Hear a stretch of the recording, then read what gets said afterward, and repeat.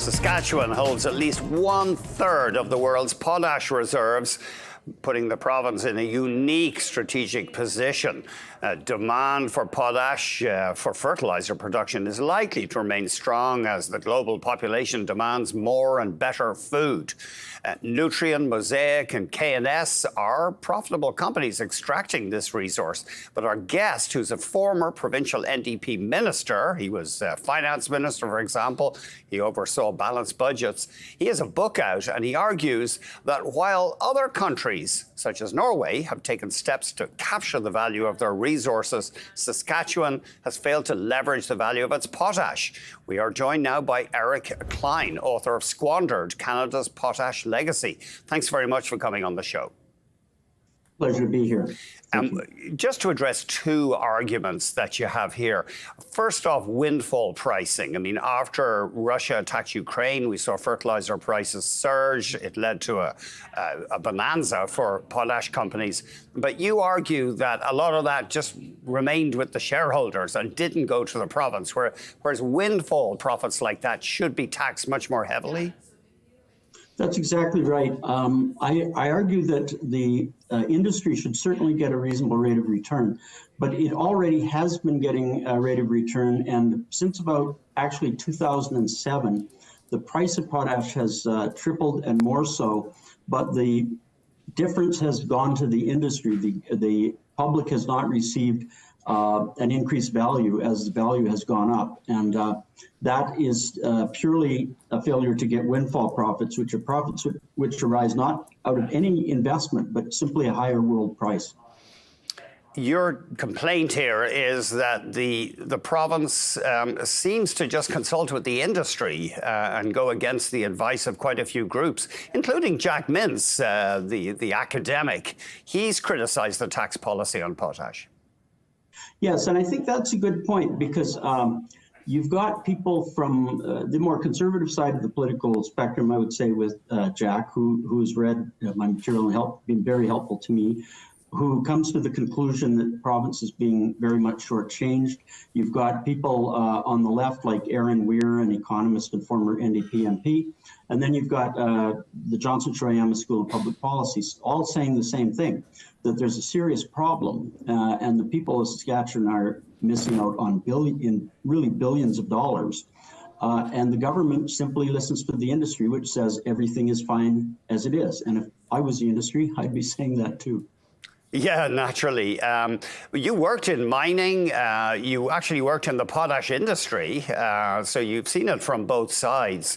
I suppose some might say, well, they'll cut back on their investment in the province if you tax them more. Well, you know, the investment of the potash companies is very welcome in the province. But the fact of the matter is that just because they invest here doesn't mean they shouldn't pay their fair rate of tax. And just as they are entitled to as good a rate of tax as possible, so are other industries. And what we see is the marginal effective tax rate of potash companies is from negative 0.4% to 21%, whereas for oil and gas, for example, it's 37%, or construction, it's 32%.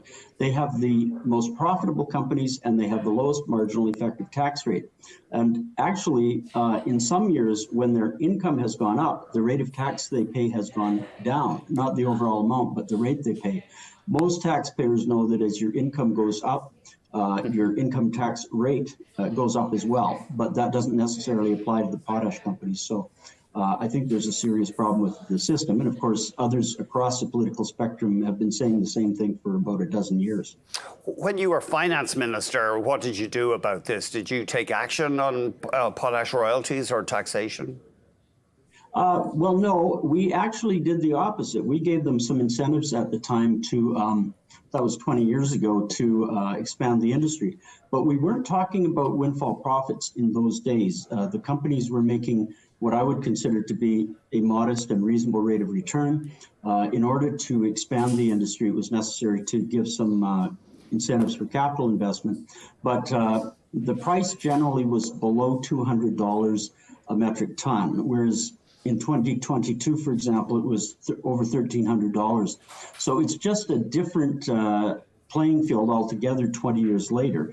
And of course, governments have to adapt to circumstances, and that just has never happened. They have not adjusted to the new reality of high demand and high price. What about BHP's massive investment in the province? If the royalty and tax rates were higher, could that have discouraged BHP, do you think? I know it's very hard to answer that question.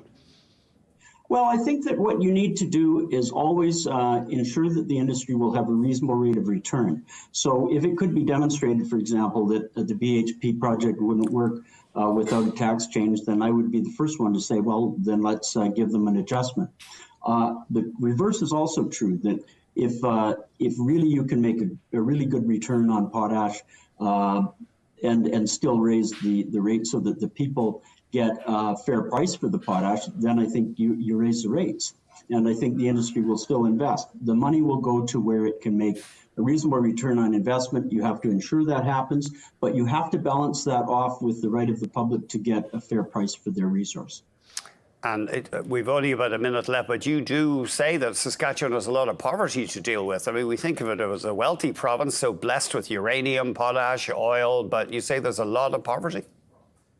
And that is really what motivated me to write the book, because we have to be concerned about the interests of shareholders and investors to make a good return. There's no doubt about it. But we have to balance that off with the right of the public to get a fair price for their potash. The fact that Saskatchewan has 26% of children live in poverty compared to a national average of 18%.